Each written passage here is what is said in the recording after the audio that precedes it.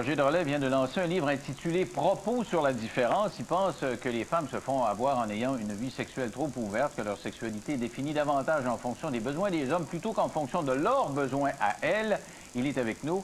Bonsoir, Roger Drolet. Quelle belle présentation. C'est tout à fait exact, ce que vous venez de dire. J'ai lu votre livre et Oui. je veux dire, c'est vraiment, ça souffle le chaud et le froid. Des fois, on dit, hey, c'est vrai, ça a du bon sens.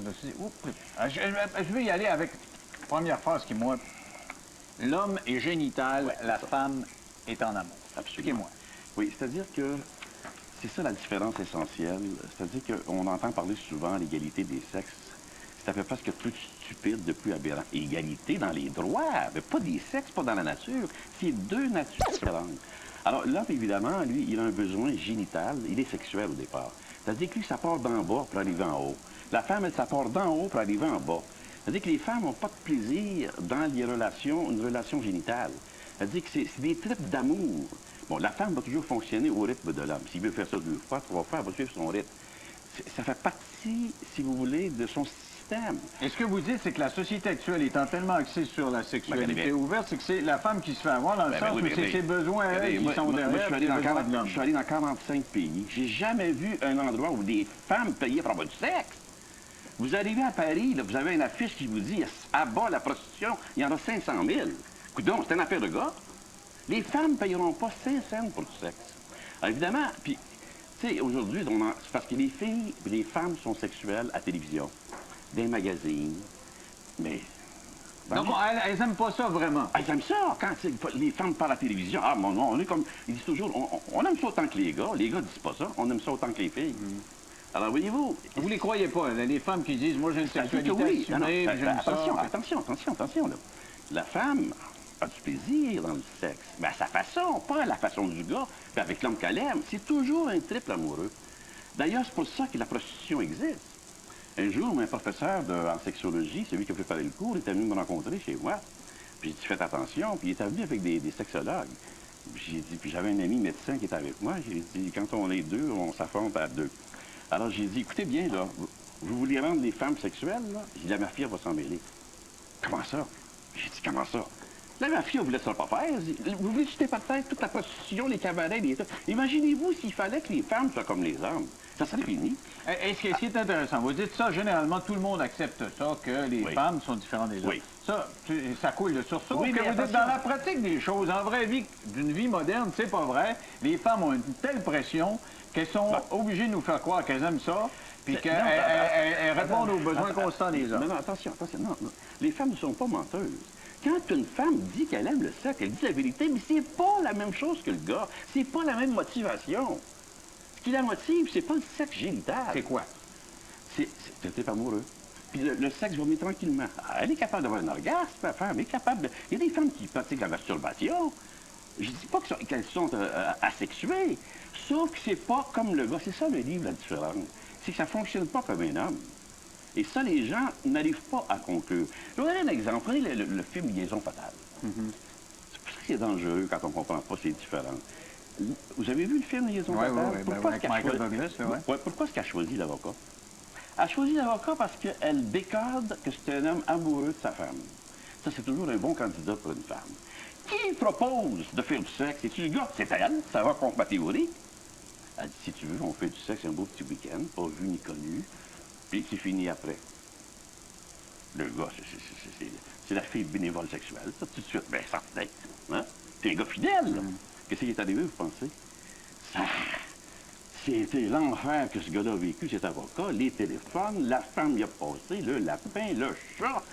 Au fond, elle s'était servie du sexe pour mettre le grappin sur le gars. Parce que c'est la faiblesse de l'homme. Évidemment.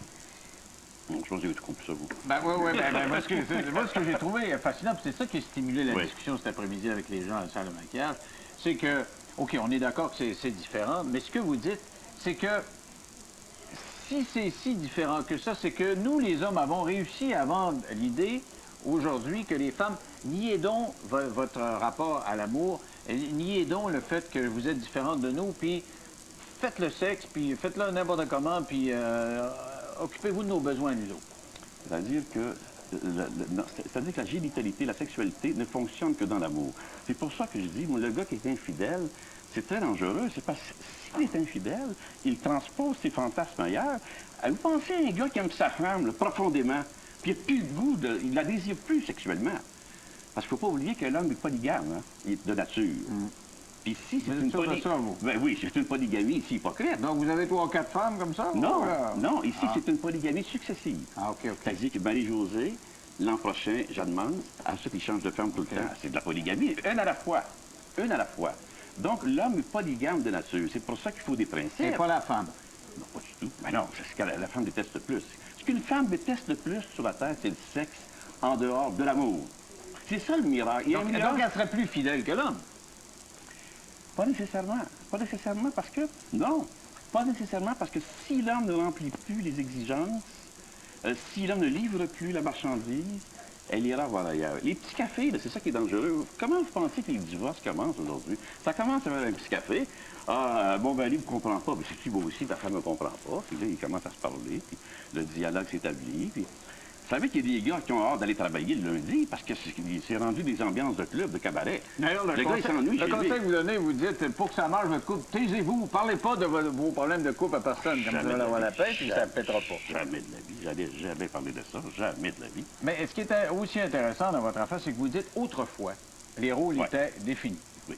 Il y avait le chef de famille, puis il y avait la femme soumise, puis la femme était là, elle savait qu'elle allait donner du sexe à l'homme allait la protéger, puis avait son sexe en retour. Et c'était la belle époque. Ben vous regardez, non, on peut pas, on ne reviendra jamais à ça. Mais il y a des choses qu'il faut conserver. La fidélité, par exemple, d'un homme et d'une femme, ça, c'est l'essentiel, c'est important. Moi, je peux vous faire un aveu, ça fait 23 ans, 24 ans bientôt que je suis marié. Je n'ai jamais trompé ma femme.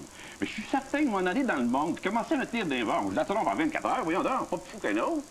C'est tout organisé. Vous êtes si sexuel que ça dans le fond, vous, là? Non, je suis énervé. Parce que moi, je sors, puis je fais pas avec tout le monde en 30 secondes. Je suis quand même pas pour nier ma nature, là.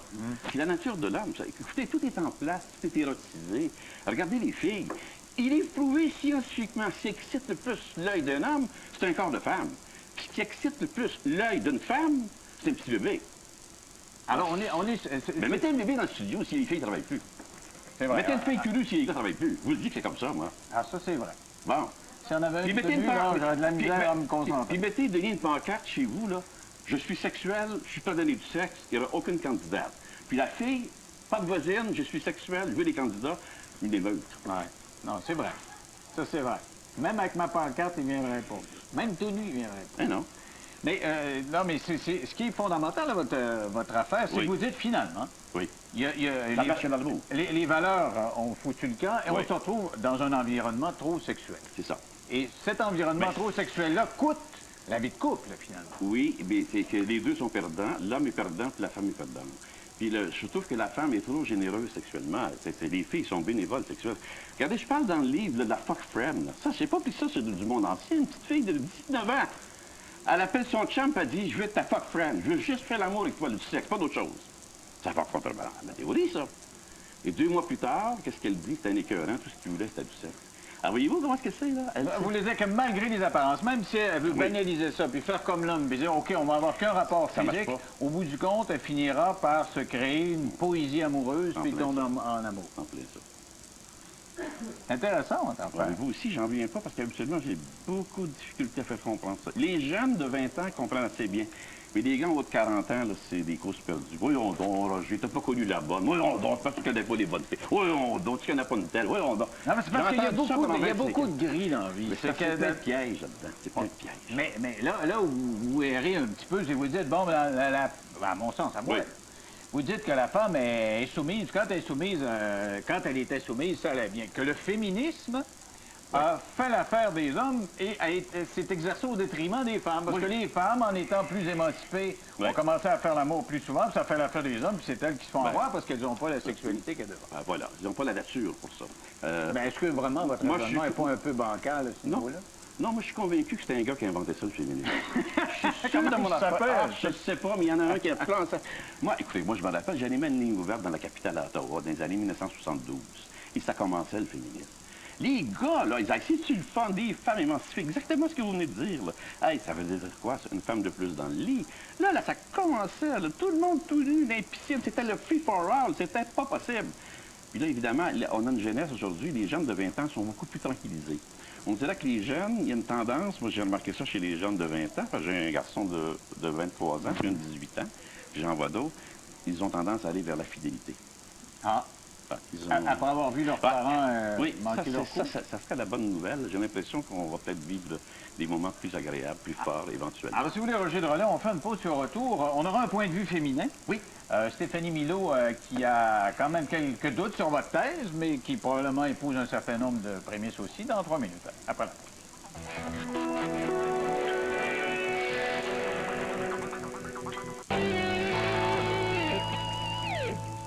Alors, on parle avec Roger Drolet de son dernier livre, Propos sur la différence entre les hommes et les femmes. Se joint à nous Stéphanie Milot, qui est psychothérapeute et qui est une vieille fan de Roger Drolet, qui l'écoutait à la radio.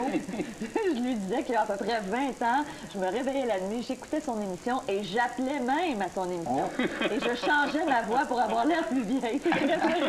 Alors, qu'est-ce que vous pensez? Il y a quand même un certain nombre de choses qui ont de l'allure. Ah, c'est vrai que du sexe, il y en a beaucoup, puis que dans le fond, les couples, c'est difficile de survivre dans cet état-là. Oui, les hommes et les femmes sont différents, effectivement.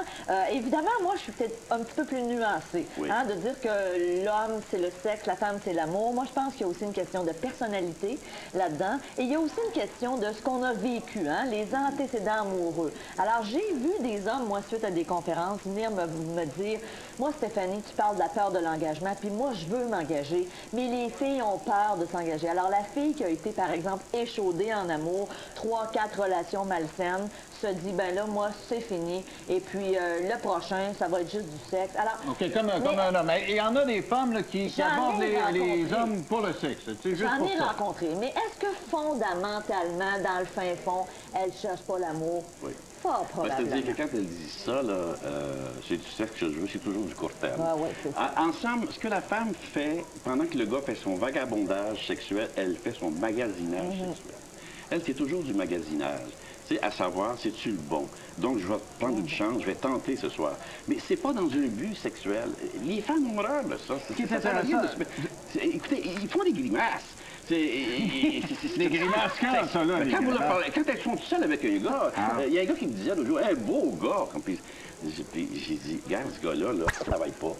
Il n'y a pas d'argent, mais nous, on dit qu'il baisse bien. Ça ne veut pas tout le temps. Ça a grimacé tout de suite. Ça n'intéresse pas les femmes. La femme cherche toujours plus fort. Mais vous dites à un moment donné dans le livre, je trouvais ça intéressant, vous dites, à l'inverse, le gars veut la belle-fille. Mais est-ce qu'on est d'accord que peut-être qu'au début, il veut la belle-fille, mais un gars ne va pas rester juste avec une belle-fille qui ne sait pas quoi dire, qui a rien entre les deux oreilles? Ce que vous voulez dire là est tout à fait exact. Le plus bel exemple, c'est Hollywood. Les gars ont marié les plus beaux pétards de la planète. Puis ça ne marche jamais, leur affaire.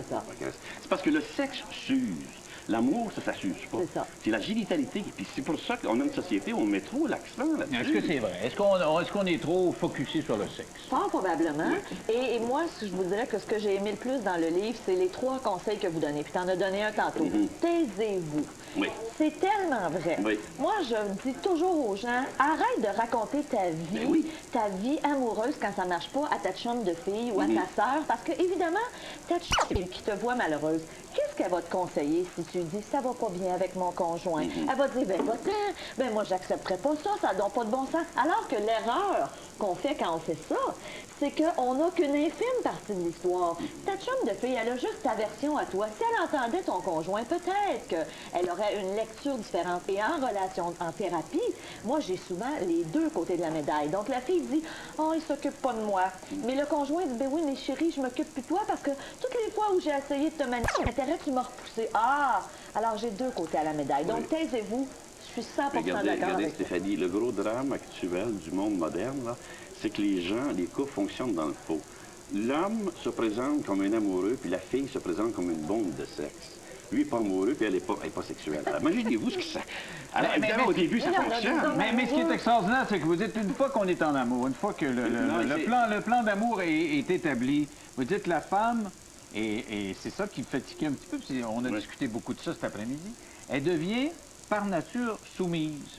Inféodée au désir du gars. Elle veut lui faire plaisir. Oui, moi, parce qu'elle est généreuse, la femme. Puis je suis soumise. Est-ce que vous êtes comme ça ou en amour? Non. Attention, vous n'êtes pas soumis. Attention, Denis, là, ça, je veux vous le dire. Le mot soumission, là, il faut enlever ça du vocabulaire. Moi, je veux faire des pressions qu'on enlève ça du dictionnaire. Je l'ai mis exprès pour... Ah, OK. Mais, Ah bon, mais pas moi, je l'ai vu, là. C'est parce qu'au fond, la femme est toujours soumise dans l'amour. C'est parce qu'aujourd'hui, c'est tendancieux à aller parler de soumission. C'est le gars qui se frappe la poitrine, puis c'est moi le boss. Voyons donc, une femme, c'est pas une imbécile comme ce gars-là. L'homme qui est bon pour une femme, qui est bon pour sa famille, la femme sera toujours soumise. Elle va toujours se fendre en quatre pour lui, vous voulez dire. Moi, c'est Denis Filiatro qui m'a inspiré il y a 20 ans. Denis Filiatro avait dit « Je ne veux plus tomber en amour. » Elle dit « Si je fréquente un restaurateur, je deviens sa serveuse. » Elle dit « Si je fréquentais un gangster, c'est moi qui vais cacher les armes. » Bon, tu sais, quand elle m'a dit, elle n'a pas dit de main, ça voulait dire « soumis ». Et c'est surprenant d'entendre ça d'une Denise Oui, Filiatro. surtout une On penserait pas que c'est pas son genre. Mais C'est pas êtes-vous son comme genre. ça? Est-ce que les femmes ont pas tendance, une fois qu'elles sont en amour, de dire OK, qu'est-ce que tu veux, chérie? Mais encore là, pour moi, c'est pas noir ou blanc. Sexuellement, c'est Non, quoi tes non. préférences? Moi, je suis pas d'accord. Veux-tu de la tarte aux pommes? C'est pas noir ou blanc pour moi. Il y a Non. vraiment une question Mais est-ce que de les femmes sont comme ça? personnalité. Non, je pense que non. Non? Je pense pas que toutes les Ah, vous femmes êtes sont bien comme ça. patate là-dessus. Non, là, je monsieur suis pas Robert. patate. Non. Une femme très amoureuse est toujours soumise. Dans l'amour, j'ai bien dit. Il y a des là. gars aussi. J'ai parce que c'est pas loin de la dépendance affective Oui, mais dans le non, fond. c'est hein, pas la ce que- dépendance affective, c'est parce que c'est la femme qui veut être comme ça. Le gars, il s'en fout qu'il soit soumis. Le gars, ben, c'est soumis une femme, hein. C'est pas ça son affaire. C'est que la femme, elle veut toujours plus fort qu'elle. Non, mais est-ce que c'est pas le côté maternel? Est-ce qu'en écrivant ça, vous dites pas, les femmes, Non. quand elles sont en amour, deviennent un peu Non, nos c'est mères, parce que... nos maternelles, Non, c'est parce que la femme cherche toujours plus fort. Tu sais, je veux dire, la belle-fille instruite, elle partira pas avec le livreur de pizza. Je sais pas si vous comprenez ce que je veux dire. Comprenez-vous, là? Oui, vous êtes Tu sais, d'accord. elle va voir le président accompagné. Bon, C'est un peu d'accord tu là-dessus. sais, Oh, les filles instruites. la femme médecin ne partira pas avec l'infirmier. On va voir le médecin partir avec l'infirmière parce qu'elle cherche toujours. C'est sa nature. C'est pas culturel, ça, c'est naturel. En tout cas, la conclusion du livre, c'est qu'on vit dans un environnement hyper sexualisé. Exact. Ouais. Et que ça a des effets sur le couple. C'est extrêmement difficile de composer avec ça C'est dans la triste. vie moderne. Et vous donnez des bons conseils. Sincèrement. Le conseil, femme, pas de tes problèmes, confie-toi pas. Alors, merci à vous deux d'avoir participé à l'émission. On m'a émergé du temps. Pourquoi on me... Ah, bon, il reste du temps, mais on continue d'abord. Alors, allons-y sur le Femme ta gueule. Oui. Et il me semble que c'est plus de l'autruche, c'est plus la tête dans le sable. Non, mais ferme ta gueule, ce qui veut dire par là, c'est va pas te confier tes problèmes à d'autres personnes. C'est ça. hein? Ouais. Et il y a un autre conseil que vous donnez, écoute pas. Écoute pas les autres parler de leur relation. Parce que c'est vrai, hein, le gars qui se vante de sa relation, là, t'écoutes ça, tu dis, ouais, moi, c'est pas comme ça dans ma vie de couple. Et le meilleur exemple, moi, que je donnerais, c'est, tu sais, que tu t'en vas souper chez un couple d'amis. Et là, tu vois que le conjoint fait la vaisselle, a fait le souper. Là, la fille se dit, ah, le mien fait pas ça. L'erreur qu'on fait encore là, c'est que la fille ne compare un épisode de 15 minutes qu'elle a vu, alors que peut-être que ton conjoint ne fait pas la cuisine ou la vaisselle, mais peut-être qu'il fait d'autres choses. Alors, c'est une erreur que de comparer les relations. Mais dans le fond, là, est-ce que c'est pas que ce soit au cinéma, que ce soit dans les téléromans, que ce soit partout, on vend la grande passion absolue. Ah, oui, oui. La vie, c'est pas ça, là. Ben non, c'est pas ça du tout. C'est terrible. Donc, vous me pensez pour un vieux conservateur qui Oui, au fond, là, c'est ça, d'accord avec vous? Non, l'autre jour, quelqu'un me disait, c'est très moderne ton livre, c'est pas du tout... Mais vous avez changé un peu votre discours. Vous écoutez la radio, moi, il y a 20 ans, deux fois, c'était un petit peu carré. Non, c'est carré, oui, c'est vrai, parce que je suis un gars plus radical quand même. Puis, mais là, je vais donner une conférence, justement, au Centre Saint-Pierre, et je vais parler de l'amour poigné. Ça, c'est ce que les gens vivent actuellement. Ça, c'est épouvantable. C'est quoi, c'est l'amour? Ah, l'amour poigné, ça, c'est ce qu'il y a de plus fort. C'est ce qu'il y a de plus épouvantable. On vous en parle un petit bout, là. Oui, un petit bout. C'est que l'amour poigné, ça se tapoche, ça se dispute, mais je t'aime, on mon reste amour. ensemble. Oui, c'est des gens qui ont tombé en amour. Il ne faut jamais tomber en amour. Jamais. Donc, c'est des relations dysfonctionnelles. Il faut monter en amour, pas tomber en amour. Vous dites que c'est des gens qui tombent en amour trop vite. Ben, Hein? c'est ça. C'est ça. C'est l'amour poigné. C'est vrai. Ben oui, c'est vrai. Certain que c'est vrai. Mais la grande passion, dans le fond, c'est un peu illusoire. Ça dure le temps des roses. Oui, puis c'est parce que tomber en amour trop rapidement, c'est que tu tombes en amour avec des apparences, des illusions. Et là, à un moment donné, tu commences à le connaître ou à la connaître, tu te dis, ah, c'est pas ce que je pensais. Mais là, le problème avec tout ça, et c'était l'essentiel de la conversation cet après-midi, le désir sexuel, ça peut-tu traverser les années puis les années? Parce qu'on est dans l'hypersexualisation, on l'a noté tantôt, puis vous vous dites, bon, ben la femme, ça attend quelque chose, l'homme attend quelque chose, mais après 5 ans, 10 ans, 15 ans, est-ce qu'avec cet environnement-là, c'est pas qu'on Non, mais condamné à péter non. parce que dans le fond, on veut réessayer autre chose? Mais la femme, que l'homme comprenne bien, là, un homme qui est heureux avec sa femme, puis qui prend soin de sa femme, comme au premier jour, il manquera jamais de sexe. Autrement, il va marcher à crédit. Le gars qui sort avec une fille juste pour le sexe, ça, c'est un gars qui marche à crédit. Tantôt, il va avoir des comptes à rendre. Il va avoir des comptes à payer. Ça, c'est avertissement. Ça s'entretient aussi, hein? C'est très dangereux. Vous êtes la preuve, Ben oui, ça ça fait 24 ans. s'entretient. Ça fait 24 ans que je suis avec ma femme, puis c'est parce que moi, Et je suis vous pas faites tombé encore l'amour ensemble? C'est-tu le fun? Ma femme ne veut pas que je raconte mes affaires. Elle vient de dire aussi qu'on peut raconter d'autres affaires. Ah ben, ça ne veut pas faire de jaloux.